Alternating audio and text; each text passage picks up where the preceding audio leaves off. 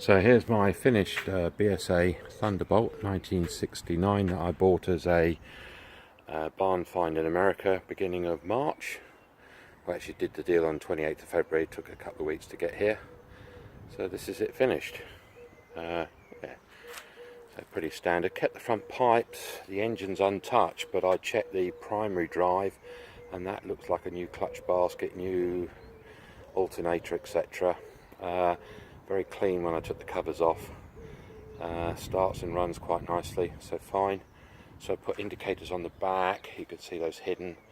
The new shocks, kept the original mud guards, new seat cover but the seat's original, handrails new, oil covers tin, painted, and I put the trim around the outside. I thought that looked nice. Bought the tank from India, paid £100 for it delivered, and I got charged no import duties, so lucky boy. Modified the front brake, turned the lever around, extended the arm, put a 3mm cable which is PTFE line from Ben Hills, the SRM electronic speedos, put an oil pressure gauge from the Triumph triple range, new headlight shell that had a dent in the back which I couldn't knock out, new ammeter because the other one was pretty naff, new indicators. Obviously you can all see that the forks are from a 67 bike. I have no idea what that's all about, but I quite like the single-sided brake aesthetically, but not to use it obviously. Solid state rectifier which I've mounted under there instead of the Zener diode.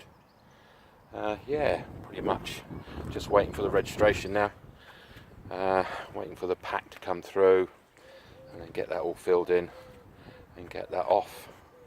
Yeah, it's come out quite well. You know, still got a cracked front mud guard, a little bit of pitting you can see, but all adds up to it. If that goes, what I intend to do is build a fork brace into that and then paint the front mud guard to match. The forks were a nightmare, they were dry. Bushes were fine, stanchions had gone, everything else had gone. Reams sanded and everything else one side. It's still a little bit tight, I didn't know how much to take out. Yeah, so I'm just going to have to suck it and see that bed's in. It goes up and down, but it's just a little bit on the tight side, but I prefer it first. You know, you can take a bit more off, but you can't add it.